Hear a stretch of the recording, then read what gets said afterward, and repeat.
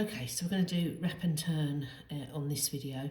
So I've just got a stocking stitch swatch here that I'm just doing some wrap and turn. I think you can see what it's doing. It's creating a extra volume. If I turn my needles straight, you can see that you've got this extra material there.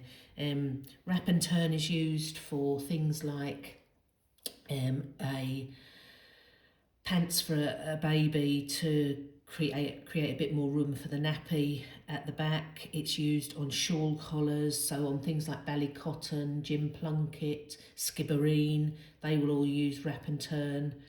But that will be in rib, and I'll show you the rib in a moment. It's a bit easier to see the change in shape on the rib.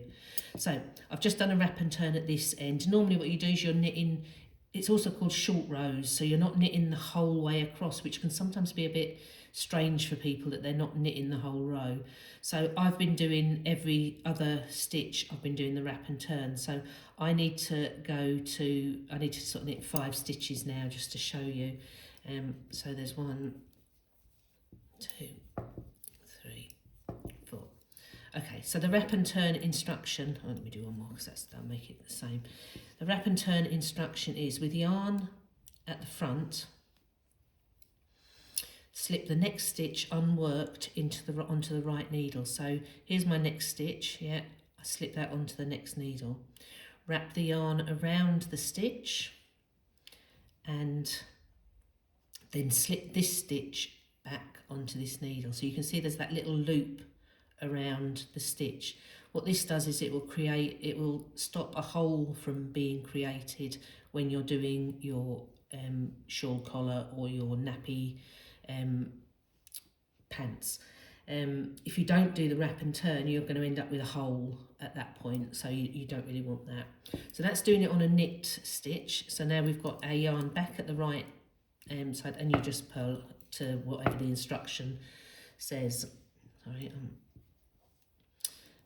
so I'm going to do it again here. So my yarn is at the front, slip the next stitch unworked onto the right needle, wrap the yarn round, turn, or actually it doesn't matter whether you put it back when you've turned or not, but as long as you make sure you do put it back, and then this time I've got to put my yarn to the front so that I can carry on knitting.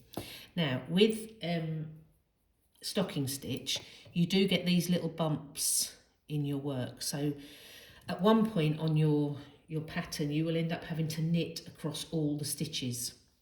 So what you can do when you get to those little bumps is you can pick them up and you knit into that as if it was a knit 2 together, but you haven't, sorry, I've lost a stitch there, as if it was a knit 2 together, okay, and that will get rid of that. If you can see there was a bump there, it would have been like this one, it's no longer there. I'll do the next one and try and do it without knocking it off there. So you're picking that up, you're knitting into that one as well, and it will get rid of that little bump. Once you purl across the next row, it will all straighten itself out. If you're doing rib, you don't need to do this bit, and I'll show you in a second what I mean. So you're just picking up those loops, just because on stocking stitch they're fairly noticeable. So here's my loop from one of my wraps and turns. I'm picking that up and doing like a knit 2 together, and it makes it a lot neater. If you can see this side I haven't picked up the loops, on this side I have. It just makes stocking stitch a bit neater. For the rib, so this is just a bit of rib that I've done already. You can't really see the loops in the rib, so I don't do that in rib. I just do it if I'm doing a stocking stitch. I hope that helps.